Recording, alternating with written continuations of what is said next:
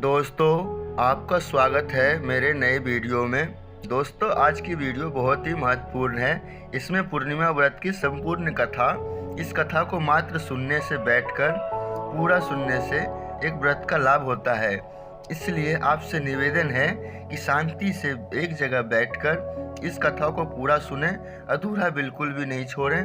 और आप हमारे चैनल पर नए हैं तो प्लीज़ आप चैनल को सब्सक्राइब कर दें और घंटी के निशान को दबा दें, ताकि मैं जब भी अच्छी महत्वपूर्ण कथा वाली वीडियो पेश करूं तो सबसे पहले आप तक पहुंचे। आइए अब कथा की शुरुआत करते हैं। द्वापर युग में एक समय की बात है कि यशोदा जी ने कृष्ण से कहा, कृष्ण, तुम सारे संसार के उत्पन्न कर्ता, पोषण तथा उसके संहार करता हो। आज कोई ऐसा व्रत मुझसे कहो जिसके करने से मृत्यु लोक में स्त्रियां को विधवा होने का भय ना रहे। यह व्रत सभी मनुष्यों को मनोकामना पूर्ण करने वाला हो। श्री कृष्ण कहने लगे, हे माता, तुमने अति सुंदर प्रश्न किया है। मैं ऐसे ही व्रत का सविस्तार करता हूँ। सौभाग्य की प्राप्ति के लिए स्त्रियों को त्रादिसंत अर्थात 32 पूर्णिमाओं का व्रत करना चाहिए। यह व्रत अचल सौभाग्य को देने वाला और भगवान शंकर के प्रति मनुष्य की मात्र की शक्ति को बढ़ाने वाला है। यशोदा जी कहने लगी, हे कृष्ण, सर्वप्रथम इस व्रत को मृत्युलोक में किसने किया था? इसके विषय विस्तार पूर्वक मुझसे कहो। श्री कृष्ण जी कहने लगे कि इस भूमंडल में एक अत्यंत प्रसिद्ध राजा चंद्रहास फलित अनेक प्रकार के रत्नों से परिपूर्ण कातिका नाम की एक नगरी थी। वहाँ धनेश्वर नाम का एक ब्राह्मण था और उसकी स्त्री अति सुशील रूपवती थी। दोनों ही उस नगरी में बड़े प्रेम से साथ रहते थे। घर में धन्य धान आदि की कोई कमी नहीं थी। उनको एक बड़ा दुख था, उनके घर कोई संतान नहीं थी, जिस वजह से वह बहुत दुखी रहते थे।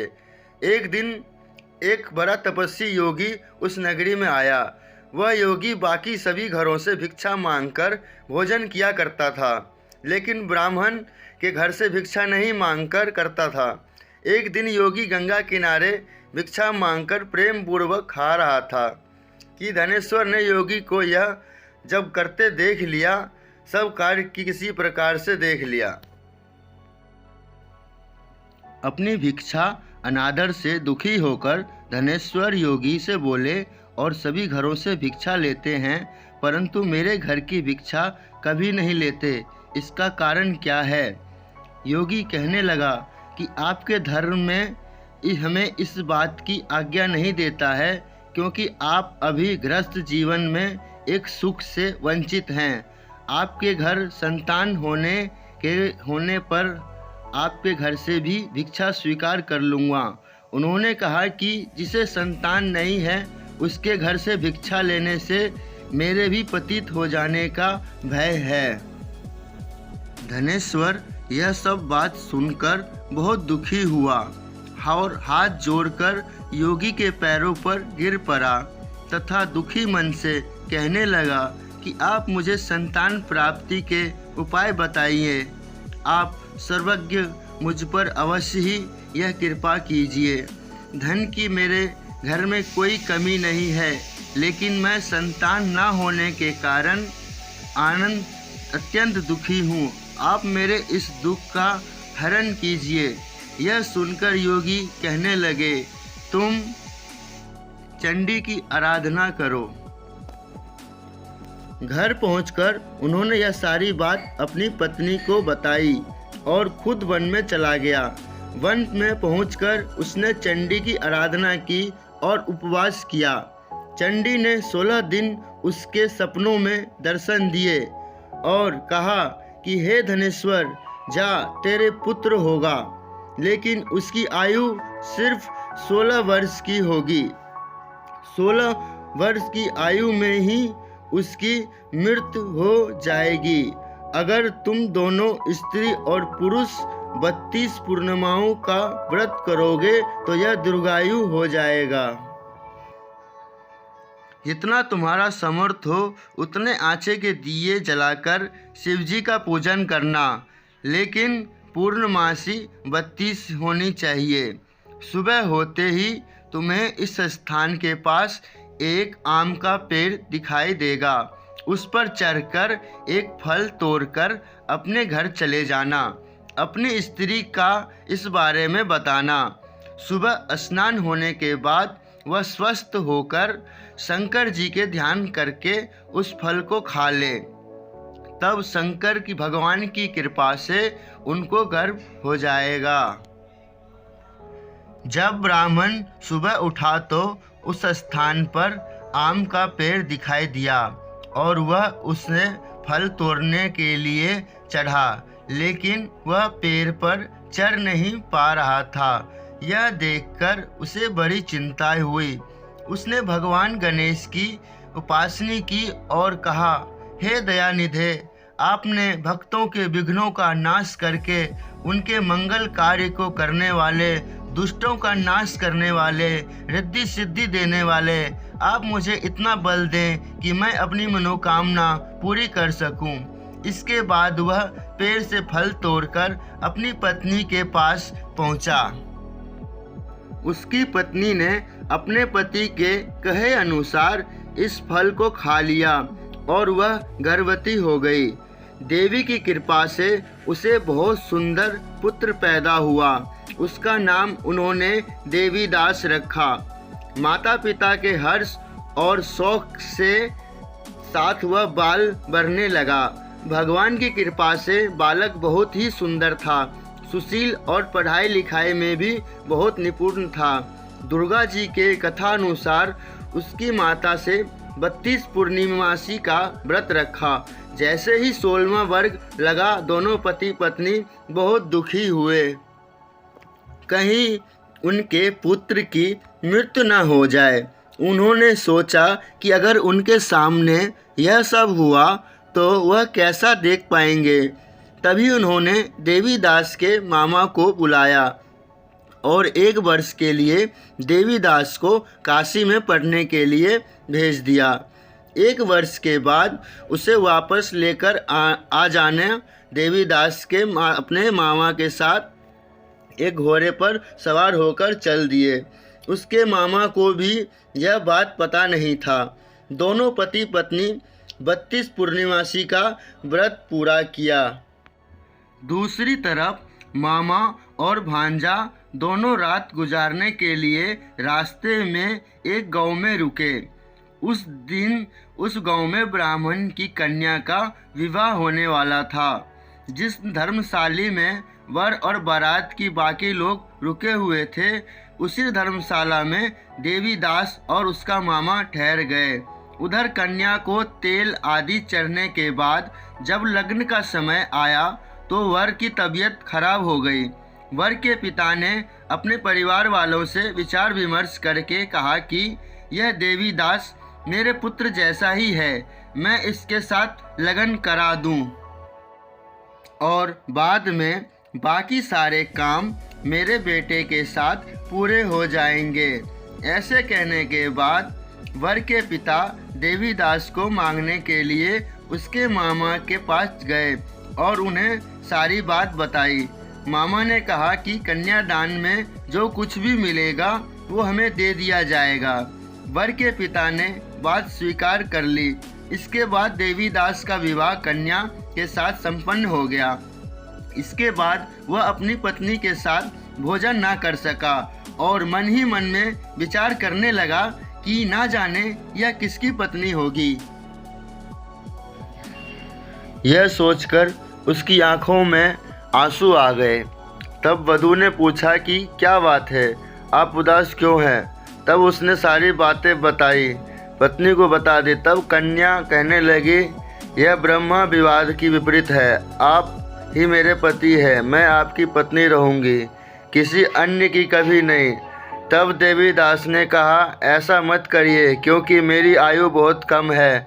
मेरी बात आपका क्या होगा। लेकिन उसकी पत्नी नहीं मानी और बोली, स्वामी आप भोजन कीजिए।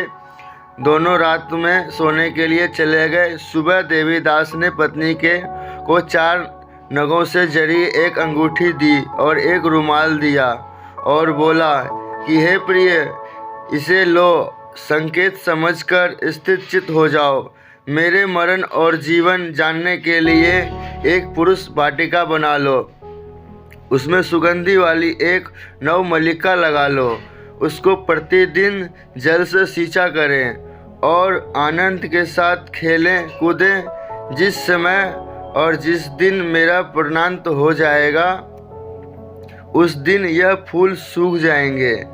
जब यह फिर से हरे भरे हो जाएं, तो जान लेना मैं जीवित हूँ। यह समझाकर वह वहाँ से चला गया। इसके बाद जब वर और बाकी बाराती मंडप में आए, तो कन्या ने उसे देखकर कहा कि ये मेरा पति नहीं है। मेरा पति वह है जिसके साथ रात में विवाद हुआ है। इसके साथ मेरा विवाह नहीं हुआ है। अगर यह वही है तो यह बताए कि मैंने इसके क्या दिया है, और साथ ही कन्यादान के समय को आभूषण मिले हैं उन्हें दिखाएं। कन्या की ये सारी बातें सुनकर वह कहने लगा कि मैं यह सब नहीं जानता। इसके बाद सारी बारात भी अपमानित होकर लौट गई। भगवान कृष्ण बोले हैं, माता, इस प्रकार देवीदास काशी चला गया। कुछ समय जब बीत गया तो एक सर्प उसको डसने के लिए वहां आया, लेकिन वह उसको काट नहीं पाया, क्योंकि उसकी माता ने पहले ही 32 पूर्णिमा का व्रत कर लिए थे। इसके बाद खुद काल वहां पहुंचा। भगवान की कृपा से तभी वहां माता पार्वती और भगवान गणेश आ गए। देवीदास को मूर्छित दशा में देखकर माता पार्वती ने भगवान शिव से प्रार्थना की, महाराज, इस बालक की माता ने पहले ही 32 पूर्णिमा के व्रत कर लिए हैं, आप इसको प्राण दें। भगवान शिव ने माता पार्वती के कहने पर उसे प्राण दान दे दिया। उधर उसकी पत्नी उसके काल की प्रतीक्षा कर रही थी।